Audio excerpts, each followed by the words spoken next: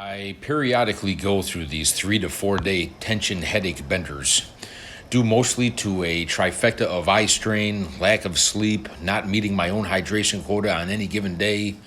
Whatever, that's my cross to bear.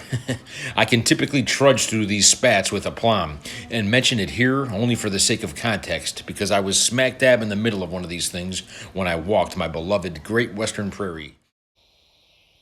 I inform my wife that I'm going to go take a walk to the prairie, squeeze in a little me time after a long, eventful day and before we have our dinner.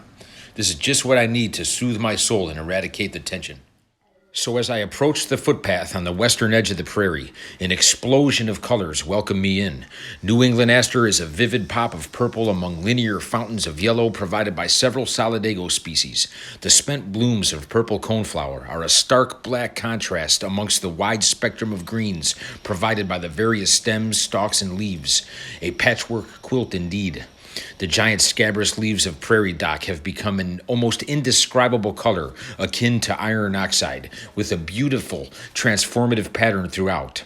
And then that sinewy big blue stem, taking on its transitional colors as well, sienna, crimson, gold, giving way to that silky purple-pink inflorescence. And speaking of inflorescence, there is no better soul-satisfying color than the deep vermilion, that honey-colored seedhead of the mighty Indian grass, Sorghastrum nutans, which splash and crash all around me. This is just 20 feet into the prairie. Just then, I get stung by a bee in my armpit.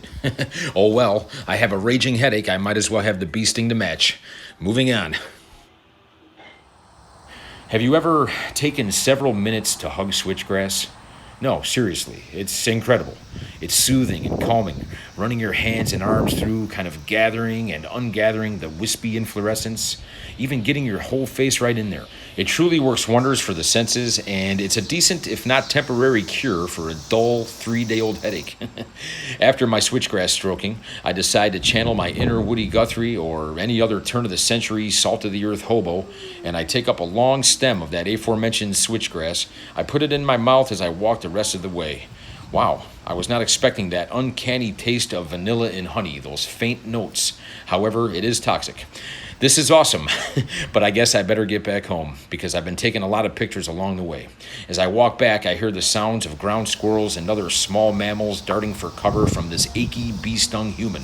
The wind has picked up and the rustling of that beautiful vegetation is just music to my ears.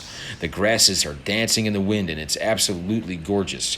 The majority of the prairie is a swaying sea of yellow. The sounds of cicadas are deafening, but certainly not the only faunal resonance within this botanic utopia. Despite this symphonic prairie din, I close my eyes and I listen for a minute. Tranquility achieved. The smells help with achieving this Zen state, not only derived from the vast and diverse vegetation or the copious amounts of organic matter therein, but that earth smell provided by those actinomycetes under my feet, those tiny microorganisms doing their thing in that massive food web below. This earth smell is a direct connection to nature, a pathway to ecological awareness and true symbiosis. What is in this soil is in us. I go down to one knee deeper into the prairie, and I scrape a handful of that black soil, teeming with life. I put it right under my nose, and I take a deep breath. Headache doesn't matter. The bee sting certainly does not matter. Work, money, chaos, it just doesn't matter. Not right now, anyway.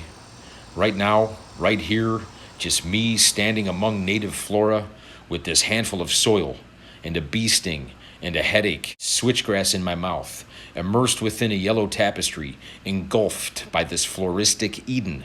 This is all that matters. Until I get back home for pizza night, then the pizza is all that matters. God bless the Illinois tallgrass prairie. I'm so grateful that these tiny parcels of land still exist.